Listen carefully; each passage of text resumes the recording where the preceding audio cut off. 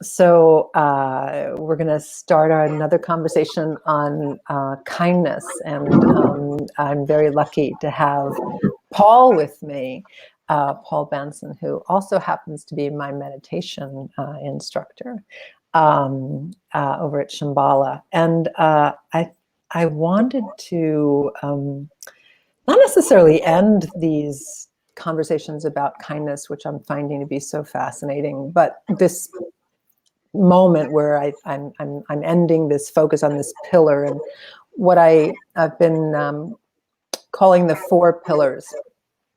So, I'm getting feedback. Are you hearing that feedback? You're not. Okay, then hopefully it's just me. So the project is based on our process of approaching theater for social renewal. And the idea that there are 4 pillars that we stand on, and those 4 pillars are kindness, community, artistry, and what's called the whole artist elements. And those are composed of 7 other elemental aspects of what it is to do theater for social change work, and the kind of work that we've been doing at the Global Theater Project all these years.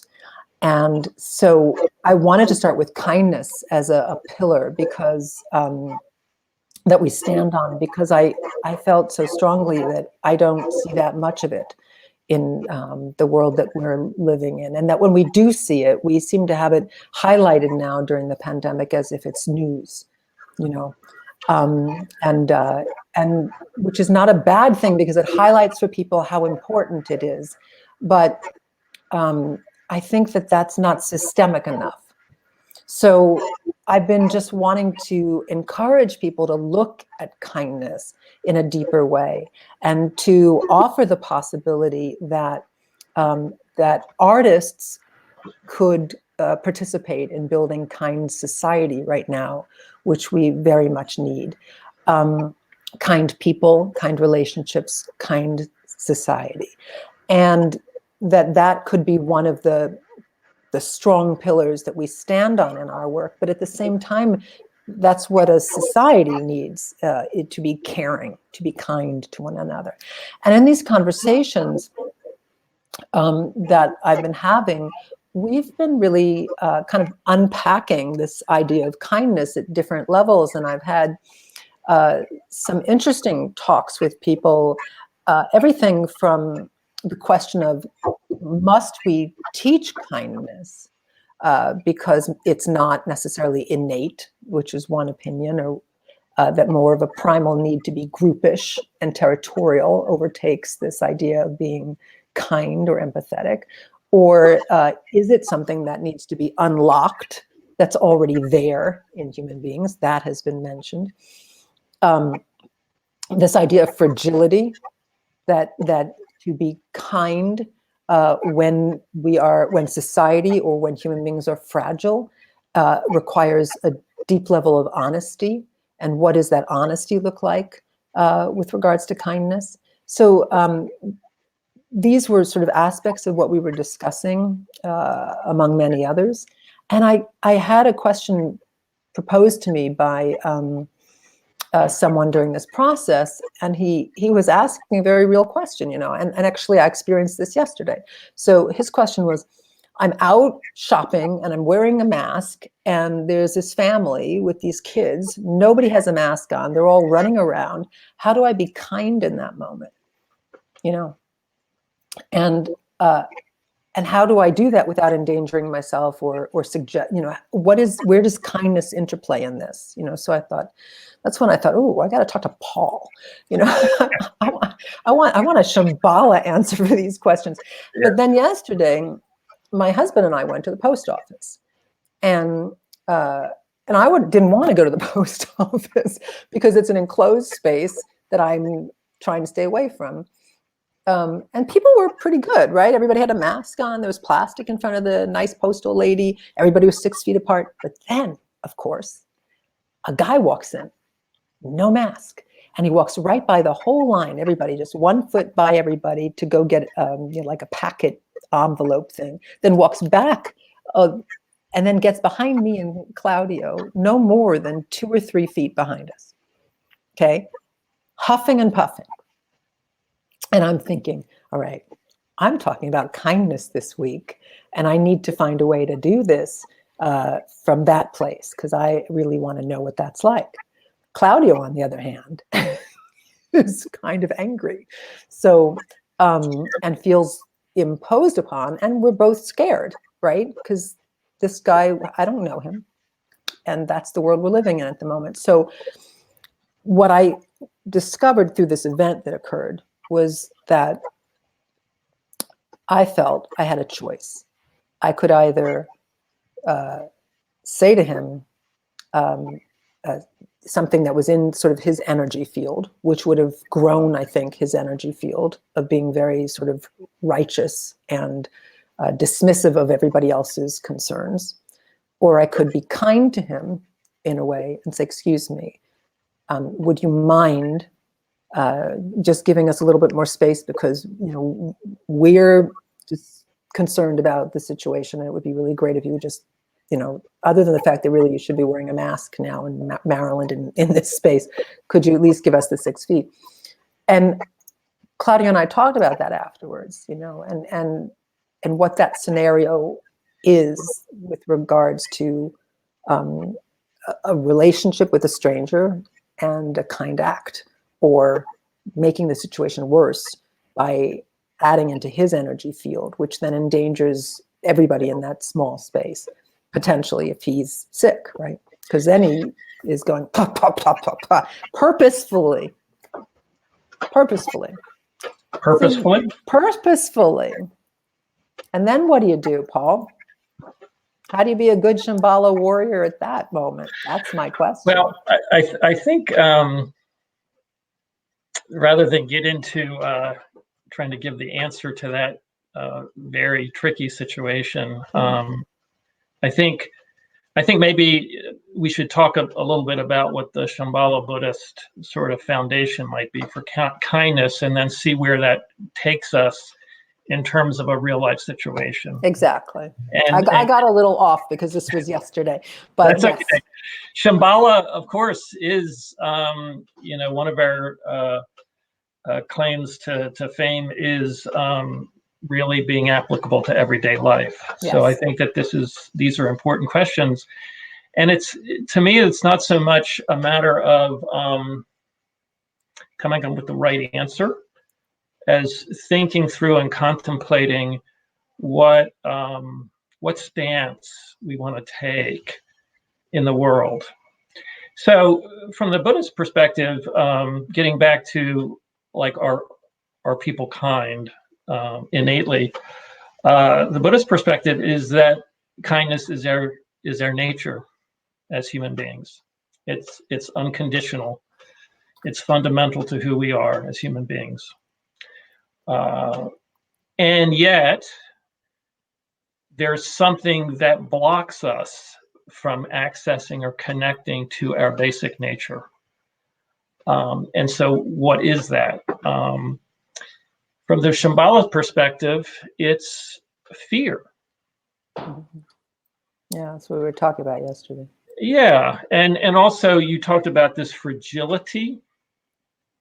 So in the course that we are taking on the Lojong slogans, which are 59 very pithy and amazing teachings of the Buddhist tradition,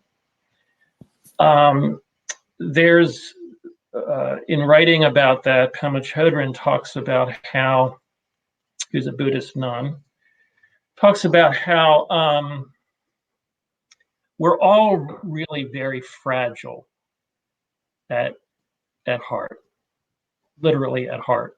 That we have this very vulnerable, shaky, insecure inside of us. And so we're trying to protect it a lot.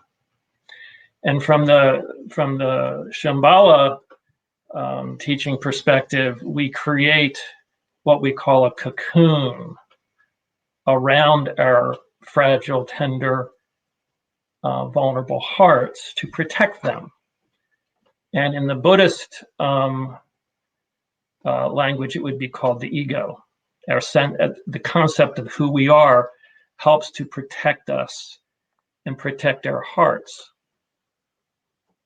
And yet it's that very protecting aspect in response to anything that feels threatening to us and our fragility that creates aggression.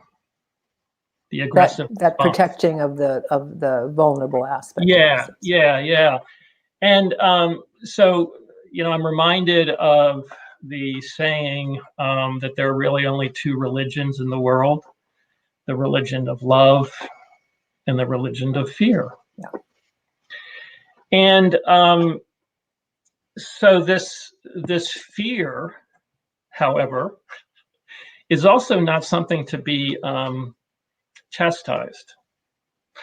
Actually, it's really important for us. So, for instance, in the post office, when we know, oh, did I lose you?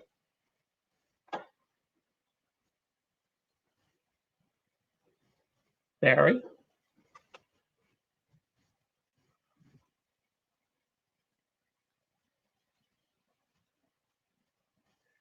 We have lost the host. I just got knocked off my own. I don't know what happened. Strange. It doesn't matter. I'm back. So I was in the post office when. That's what I heard. Yeah. So we're in the post office, and we're in the midst of a pandemic. Then, and someone is intentionally or unintentionally kind of coughing or breathing hard. Then there's fear. There's a fear reaction, and that's very helpful and useful to us. But I think that the question is, how do we work with that fear in our life? And so from the Shambhala Buddhist perspective, the kindness that we are connecting with starts really with ourselves. Yeah. Also, sometimes called Maitri, loving kindness. And again, Pema Chodron is particularly emphasizes this principle that, particularly in our culture, it's important to be understanding and kind and accepting of ourselves, which we tend not to be in this society. We tend to be very unkind and critical and judgmental of ourselves. I've done this exercise many times in which I ask people to identify a painful thought or belief about themselves. And the things that people come up with are both so poignant and tender, and also you realize they're universal, that we're all carrying around this sort of secret that maybe we're not good enough, or maybe that we're lacking somehow, or maybe that there's something wrong with us. And so that's the part that we're really trying to protect. And so the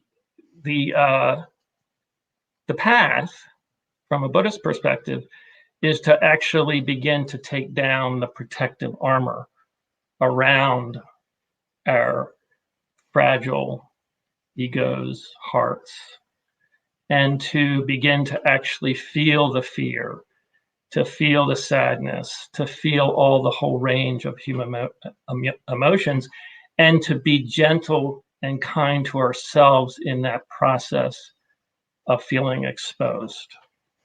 So do you think that in a circumstance like, let's say with this gentleman yesterday, that then would allow you to assume that he also is struggling with being human and has his own fragility and his own fears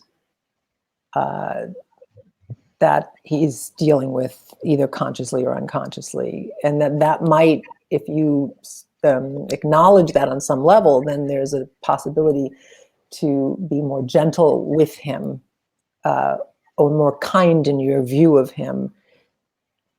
Well, remember, without sacrificing yourself for a circumstance that's dangerous. First, the kindness comes towards ourselves. Right.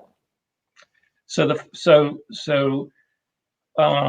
instead of jumping ahead to this other person, it's touching in with what is happening right now. I'm afraid. Mm-hmm. I'm having judgmental thoughts. I'm confused and about what to do and what the right thing to do is. And so it's actually feeling all of those things in a tender way, and in a loving way with ourselves. And that kind of a process is like, it's like a softening. So once we're actually allowing ourselves to touch into those feelings, then something kind of miraculous happens. And we sort of relax a little bit and soften. And it's from that sort of place of softness and tenderness and openness and vulnerability that the inspiration of how to act in this situation begins to arise. I think that conceptually would scare a lot of people, because you're talking about deep vulnerability and fragility, which is why I have always thought that it's interesting when you think about kindness. When I said to people, I want to talk about kindness, initially people were like, oh, come on, everybody's, it's such a soft word. But the truth is, it requires so much courage to be kind. When you talk about maybe Shambhala warriorship, in a sense, to truly sit with yourself, to truly allow that kind of vulnerability and openness and gentleness and fragility is a very loving but courageous thing to do in the world we live in and have been trained to exist within, and yet necessary, as you're saying, in order to be truly able to create a kind society or kind relationships. To start with yourself in that way is very frightening, I think, for most people, for most people. I don't see that that's where our society supports that kind of vulnerability. No, it doesn't at all. I think you're completely right. I think that, and I'm not sure if it's our society or the way that we have developed this protective armor around ourselves, in terms of our the way that we think about the world and our ideology and the way we relate to people, but there's sort of two rules. Well, there's one main rule of life. Just one? Just one. Oh, good. I'm ready. Main rule. What is it? Tell me. I'm listening. Don't get eaten. Yes. Don't get killed. And then a corollary to that rule is don't get culled from the herd. Because as social animals, that is life-threatening. Right. To be separated and not a part of and pushed out of our herd, of our tribe. And so we are so afraid. So now, even though we don't on a daily basis run into life-threatening situations, our fragile egos are such that things feel really scary. So, for instance, I've been a nervous wreck half of today, anticipating this moment right now. because I'm And so scary. yeah, it's not you. If it was just you and I talking, in fact, that's what I'm trying to pretend. Oh, But it might be. so around 1 o'clock this afternoon, as I was really sort of thinking and contemplating, and then, well, let me just let go, and feeling these waves of anxiety, I thought, what if somebody calls me up and needs support or something? I can't pay any attention to that right now. I'm too busy being anxious and worried about this thing. Yeah. So it's our fear that blocks us from actually relaxing and being present and being kind. Yeah, that's just Uh, so well said. I'm writing things down. I hope you know that's why I'm looking away when I do. so I Yeah. heard a funny thing about news about this pandemic. They were interviewing a stress researcher from Yale Yeah. on one of the news shows, and she said, well, the stress circuit is really there to biologically and mentally, physically help us to respond to stress. And she said that 3 factors can make fear spiral out of control. The first, if it's unpredictable. The second, if it's uncontrollable. And the third, if it's sustained and chronic. So unpredictable, uncontrollable, and sustained actually describes the reality of all of life. Now, Mm. it's certainly more accentuated in these times, and we really feel out of control. Like we don't know what's going to happen. If I walk into this post office, I can't predict, I can't control the circumstances, and this thing is just going on, who knows how long. It creates stress, but actually that, life in all of life is unpredictable. All of life we have very little control of. And life is a chronic process. It goes on for a long time. Yeah. And so it's our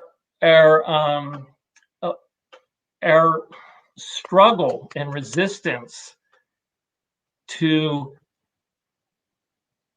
relaxing with the reality of unpredictability, uncontrollability, that change, that nothing lasts, that everything changes.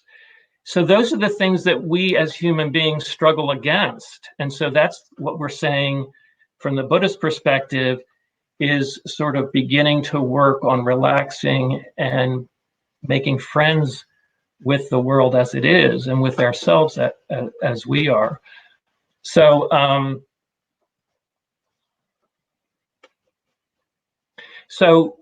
yeah, human beings don't like to be uncomfortable.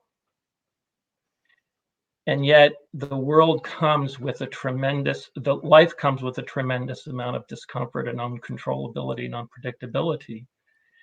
And if we can relax with that and soften,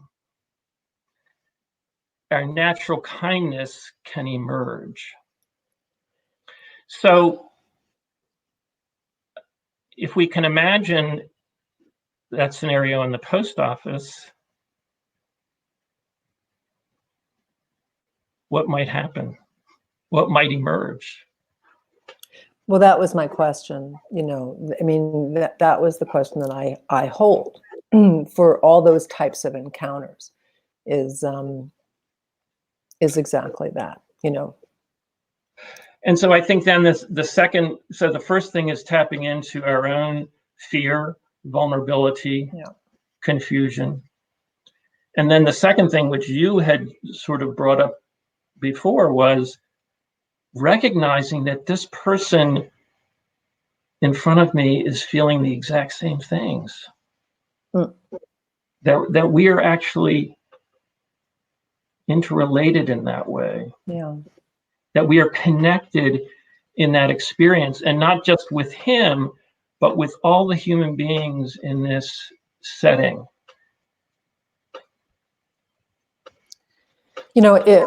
At some point we were talking, I don't remember when this was brought up, but this idea that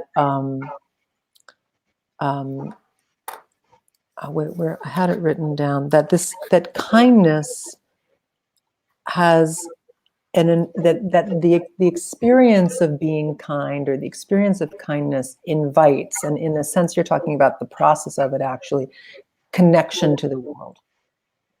Yes. That interconnection and connection to the world. Well, it happens. It happens naturally when we take down the defenses that we typically have. Then once those defenses are down, then we can connect to the world in that compassionate and kind way. I don't know if this is throwing a wrench into the direction of this conversation, but it just came into my mind that when you were just talking about what people are experiencing now, globally experiencing now, this sense of the fragility of life and the unknown.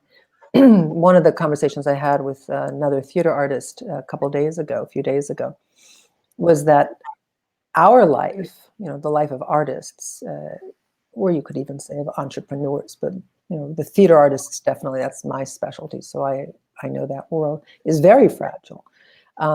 It changes all the time. You never know from day to day, are you going to work or not work? You're employed, and at that moment you're also unemployed. It's this constant environment that you have to navigate all the time, and a sense of community that is built on kind of an understanding of the fragile life we live. So we have other values that we hold on to, and connections that we make. And I've been thinking very much about how we can serve people with this experience that we have through the arts, at this time, that this is a service that we can offer. And I mean, maybe in some small way, that's what I'm hoping. This project is just me sharing a creative process in a way that will help people think of themselves and their own lives as a creative process, that they, regardless of whether they are creative or not, life is a creative process. There's nothing more creative than life. But I know that in Shambhala, there is the whole Dharma arts, and that there is a lot of emphasis on the importance of arts. And I'm just wondering if there's any connection there in terms of the development of kind society or self-kindness that you found in that section of Shambhala, in looking into the arts. And that kind of just came to me as you were speaking. Yeah. Well, yeah, the Dharma arts or Shambhala art is really not intended to that teach people to be creative or artistic. It has more to do with being vulnerable, opening up, and in that process, then we're not afraid to fall on our faces, and so our natural creativity and kindness begins to just emerge. Because that's what I'm wondering about. I'm really wondering, for me, this project is about the question of whether our communities, the people in our communities, could start to see themselves as creative beings in a gentle way that could contribute to building or renewing our societies and our cultures and our communities, our neighborhoods, from a more creative and curious standpoint, so that we're not looking at, I'm a theater artist, come see me in the theater, but we all live in a community and we are makers together, regardless of our level of professionality, that we all have something to give and to contribute. And that sort of softening, that vulnerability that you're talking about, in order to utilize this experience of the arts in that way, could really contribute to creating a different experience of being together, where we are offering different values. Yeah, absolutely. I mean, I think one of the words that sort of strikes me is curiosity, being curious. And that's something that I think is important in a spiritual quest, as well as, or in trying to get to know oneself in a kind way, having that sort of open curiosity. And so I think that quality that the theater brings, and the other thing that the theater and the arts bring, is trying to understand what it is, what is the nature of human suffering and of human happiness. And there are multiple creative ways of beginning to look and examine that in the human condition. Yeah. And then the other thing I think that you have to offer is the groundlessness, the unpredictability of theater life. That somehow that in and of itself has formed a condition to create community as opposed to divisiveness. Yeah. And how does that work? How does it that when we're not sure whether we're gonna work or not work, that we don't all become kind of like going after each other as opposed to joining together? How does that happen in a society? Yeah. I mean, the groundlessness happened to us just a little while ago, when all of a sudden you disappeared from the screen. I know. I didn't know whether to keep talking or just to wait for you. Or you did great. I didn't know that never happened before, so it was new for me. So that's what happens all the time in life, the unexpected. So, and I'm sure theater productions, lots of things happen unexpectedly in front of hundreds of people. Yeah, exactly. And yes, absolutely, that's true. So that's the other thing, is I think the theater, and this is another place where sort of encouraging people like me to act or perform is a way of saying, it's okay to flub up, or to be human, or just to be who you are in front of 3 people or 300 people. Yeah. We know what it's like, and this is how we work with it. Yeah, and I think that what you're saying is kind of in an interesting way is kind of confirming these instincts I have, that the kindness of this sort of 4 pillars of that I kind of been working with is the kindness part is, what do we offer our neighbors as theater artists, as artists? What do we have to offer?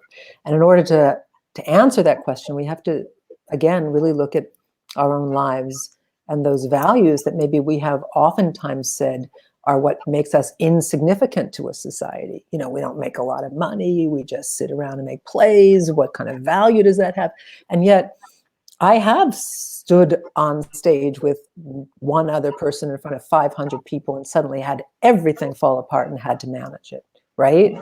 Or be on stage in front of 100 people and my co-workers on stage with me suddenly doesn't remember a single line that he has. And I have to still tell the story. Right. And that seems so insignificant, but in terms of what it could potentially offer my neighbors who are not theater artists, that's what I'm interested in right now, in terms of being a theater artist of how many decades I've been doing it. And now when I see, or when we see our communities and our world tensing up against each other, like on a battleground, how can we help to ease the tension from the fear that is clearly building and polarizing us one from another. So can I ask you a question? You can. I don't know that I'll answer it, but coming back to the situation in the post office. Yeah. So you're asking, how do we as theater arts people help our neighbor? That's So a real core question. Yeah. As a person of the theater, how do you help your neighbor, which is that man in the post office? Yeah. Are you asking me that question? I'm throwing it out. I'm throwing it out for both of us, I guess. Yeah. I think that.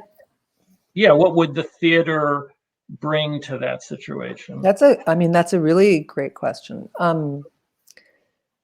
There's something about the setting, right? The environment, the set, and the script. It's improv. Yeah, right. And it's improv, which I was never very good at.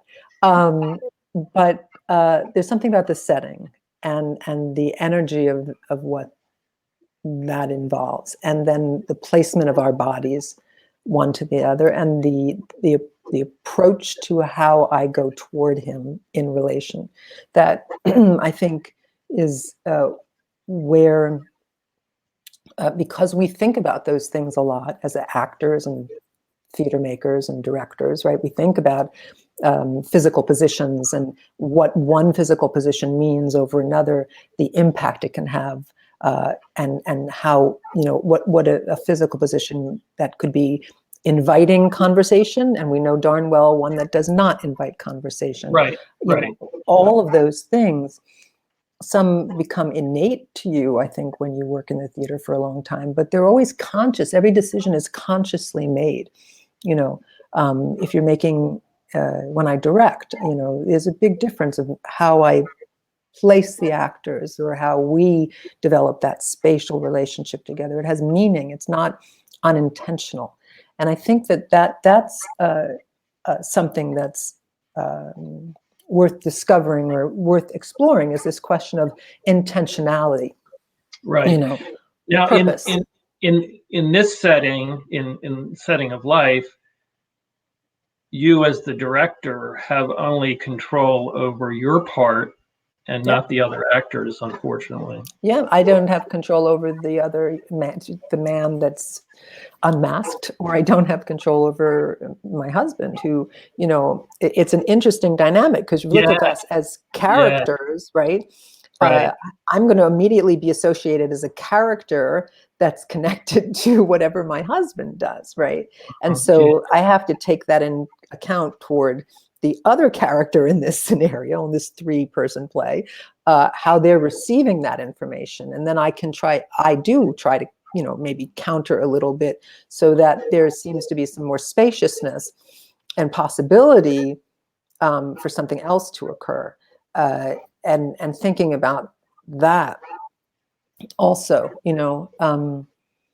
but also I think that there's something about, when you study human nature for a long time as an actor and you play many different roles, you also develop instinct for caring for one another in that circumstance. How do I care for myself so that I'm not going to endanger myself, but also how do I care for this other person so I can give him the space to not be a stereotype that I'm then going to react to, and how do I give him the possibility to be a more complex character in this little scenario? Yeah. So, and not participate in his storyline and solidifying his storyline. How can I help him have a different direction? Is that possible? Yeah. That's my answer. Yeah. So, no, I think I love this sort of metaphor of the stage. But unfortunately, we cannot write a script that's going to fit every one of those circumstances. No. But maybe there are some principles from what we've been talking about that will kind of lead us in that direction. So the first is kindness to ourselves, catching in with our own fear, and then connecting with the sense that this human being is also afraid and hurting. And what is the sort of compassionate connection that I can feel in this situation between my fear and his fear? And then what arises from that? I think that if you if a child is afraid, or my dog when the lightning is like going crazy, my impulse is to comfort. Yeah. Yeah. So, and that's an interesting word, which I'm going to write down. yeah, This idea that comfort and kindness being deep in deep association. That's an interesting concept. Yeah, comfort in terms of sort of soothing and caring for both myself and this other human being. This other person. So it could be like, how are you? Are you okay? Mm. With you look like you really are. There's something important going on. Do you want to go in front of me? Please. Feel free. Yes. In fact, maybe everyone would like you to go. Actually, you know, that's very true. That is an interesting scenario. Yeah. But see, and I think that actually, I think that you know that you can't get there if you're just protective, right? Right. Because you got there by thinking about, okay, maybe there's a concern that can be voiced, and then from that concern, maybe a solution could happen that would be kind to everybody in this space. Mm-hmm. By ushering this man who shouldn't be in here like this through quicker and out. That's interesting. Yeah. So again, I frequently have these kinds of questions come up, like, well, what about this situation? How would the Buddhists handle that? What would Buddha think? Yeah, right. Well, you know, you have to. It really comes back to sort of what our attitude is going to be. In Shambhala terms, it's the attitude of the warrior, who is both fearless, brave, but also gentle and compassionate. In the phrasing of the Buddha Dharma, it would be the Bodhisattva, the awakened being of compassion. And that's something that we can't just kind of have as an intellectual philosophy. Right. It has to. It's. I was looking into this notion of what our attitude is, and somebody sort of literally translated as the stance. What do we want to stand for? Yeah. Because if we're not really clear about that foundation, then in the heat of the moment, all that stuff goes out the window, and we react based on our habitual protectiveness. You know, people, a lot of people don't like sort of war type Right. metaphors.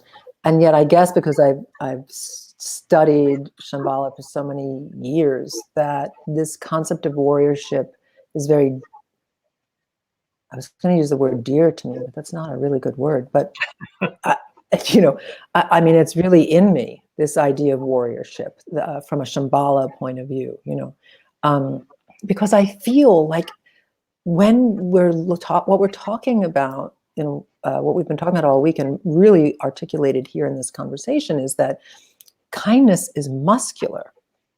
You know, if you're really going to be kind, and if you're going to take a stand to make a kind, to be kind in society, that's like you got to take that on with a vulnerable, open, gentle heart. And what kind of a being do you become when you truly take that on, when you truly become to stand in kindness, to stand in compassion, to that to me, the warriorship of that is an art form to be exploring through life, Yeah, but the key is, I don't know if you can see it, but it's the sign right behind me. I did, yes. What does it say? It says, "Don't believe everything you think." Yeah, because that's what trips us up. This idea of this spiritual warriorship as muscular and also gentle gives us this sense that we have to really kind of like be struggling and fighting for justice and kindness, as opposed to it's really much more relaxing and letting go of, or being able to notice all of the judging and evaluating and the good, the sort of deciding whether it's good or bad or right or wrong that's going on in our heads all the time. So, our practice of meditation that we haven't talked about, but which is an important part of training in this warriorship, I still have very automatic judgments all the time. Yeah. I go into the grocery store and have the same thoughts about people without a mask, or people who aren't really managing the personal space. Distance. Yeah, and yet, but I'm like observing those pop off in my head like constantly. But it's that observation that gives you the opportunity. If you don't have the observation, there is no opportunity, right? Yes. So the first thing is to notice, and then don't do anything. Stop. Experience, feel. Yeah. Before the reacting and the responding, because if the reacting happens in the moment, it's going to be out of that habitual way of protecting and defending. Yeah. Interesting. It's also okay to just leave the scene too. Well, I was gonna, I'm glad you said that though, because I think that's important to say that that sometimes you just really should run, or whatever it is, because sometimes you just shouldn't be in that environment. It's dangerous, and so you need to get out, and there's no other thing to say about it. It's all the kindness in the world is not going to change that situation. Yeah. So then you have to be self-kind and, take care, be instinctive. And I think that is getting back to that question about theater and theater artists. It's the ability to really read the scene, read the moment, that allows you to know what the options are, what the possibilities are. Yeah, and that takes curiosity. Yeah, which happens to be, Paul, the four pillars of this project. So it's kindness and community and artistry. The last is called the 7 whole artist elements. The first of which is curiosity. Right. Yeah. I think I remember seeing that. Yeah. Yeah. So that's the first. So and yeah, I mean that's a essential aspect of I think being able to be present is if you're curious. It's a really helpful aspect. And the next one that we're going to talk about is community, the next pillar. And I think before we finish, I'd really just I was thinking about the two, big things that have been happening in our communities or our society here in the States, particularly. And I just wanted to throw them out and have you respond to them with regards to kindness and community. If you see any connection between them, is the protests against stay at home that are happening across the country in terms of, is that, what is that doing to us? And the other is the decision yesterday to stop immigration, or a large part of it, to stop new green cards, which means people's lives that were on track for one thing suddenly become something very different. And these are reflections of what's happening in our society, in our community, in this country. And I'm just wondering if you have any opinion or point of view from that kindness to community connection with these larger societal issues. It's, not so much me in a post office with an unmasked person. Well, again, what as I'm observing, both I have my own reactions to those things, obviously, and then there's another part that's kind of curious about what is going on with human beings.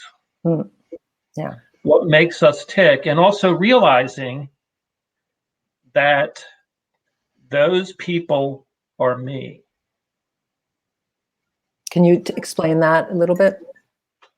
Yeah, that we are all basically pretty much interconnected, and we all have the same suffer from the same delusions about what makes us happy, and it's usually the delusion that if we allow our fear to drive us, then we'll be okay, we'll be safe.